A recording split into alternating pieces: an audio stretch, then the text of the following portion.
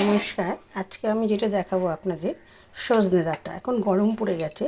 গরমকালে এই সজনে ডাঁটা খাওয়াটা শরীরের জন্য খুবই উপকার। এটা আপনারা সকলেই জানেন আশা করি। তা আজকে আমি এটা সজনে ডাঁটার একটা সহজ সরল রেসিপি সেটা করছি। এই যে আমি পাঁচফোড়ন, সামান্য একটু পাঁচফোড়ন সম্বার দিলাম, আর এর সঙ্গে দেবো একটা শুকনো লঙ্কা সম্বার। তেলটা আমি গরম করে নিয়েছিলাম, তারপরে পাঁচফোড়নটা দিয়ে দিয়েছি। দিয়ে এখানে আমি শুকনো লঙ্কা একটা দিচ্ছি, পরে আমি একটা কাঁচা লঙ্কা দেব। মশলাটা আমার হয়ে গেছে।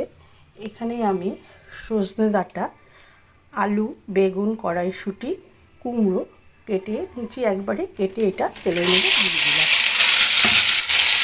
দিয়ে এটার মধ্যে নুন হলুদ দিয়ে একবারে চাপা ঢাকা দেবো। এইটার মধ্যে কিন্তু অন্য কোনো মশলা পড়বে না। এই যে একটু মিষ্টি দিয়ে দিলাম, আর দেবো অল্প একটু হলুদ, ব্যাস। এবার এটাকে চাপা ঢাকা দিয়ে নেড়ে চেড়ে কিছুক্ষণ, তারপরে অল্প গরম জল দেবো। এই পরিমাণ আমি হলুদ দিয়ে দিলাম। দিয়ে এবার এটাকে আমি একটু নেড়ে চেড়ে এটাকে আমি ঢাকা দিয়ে দেবো কিছুক্ষণের জন্য, 5-7 মিনিটের জন্য এটাকে আমি চাপা ঢাকা দিয়ে দেবো। এবার আমি ঢাকনাটা তুলে নিচ্ছি। তুলে নিয়ে এটাকে একটু নেড়ে দেবো ভালো করে। এই সময় আঁচটা আমি অল্প বাড়িয়ে দিচ্ছি, এতক্ষণ মিডিয়াম আঁচে ছিল। এবার গ্যাসটাকে একটু আমি বাড়িয়ে দিয়ে আবার একটু নেড়ে চেড়ে নিলাম। নিয়ে আমার মোটামুটি সবজিগুলো কিন্তু সেদ্ধ হয়ে এসছে। এবার জল দিলে বাকি সেদ্ধটা হয়ে যাবে। এখানে আমি এই কাপের 1 কাপের মতো জল দিয়ে দিচ্ছি, তাতে আমার সবজিগুলো সব সেদ্ধ হয়ে যাবে। সজনে ডাঁটাটা আমি একটু মাঝখান দিয়ে ছিঁড়ে দিয়েছি, যাতে নুন হলুদটা বা ঝালটা ভালো মতো ঢুকে যায়। টমেটো আছে, টক একটু ভাব আসবে।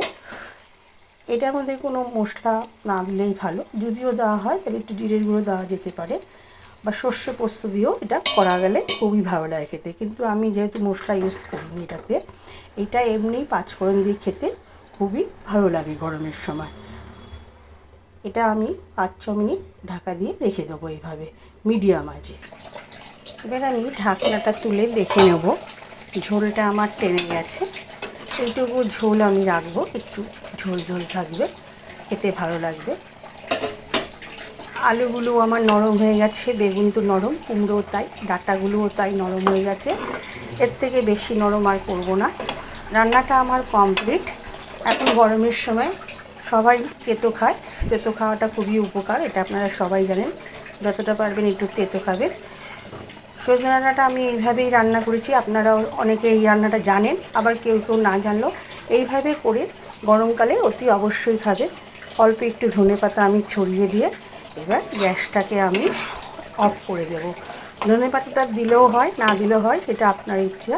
তবে ধনেপাতাটা দিলে স্বাদটা একটু খুলবে, সেই জন্য ধনেপাতা দেওয়া।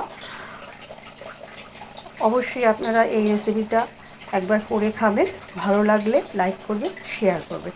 নমস্কার সবাইকে, শিলাস কিচেনে।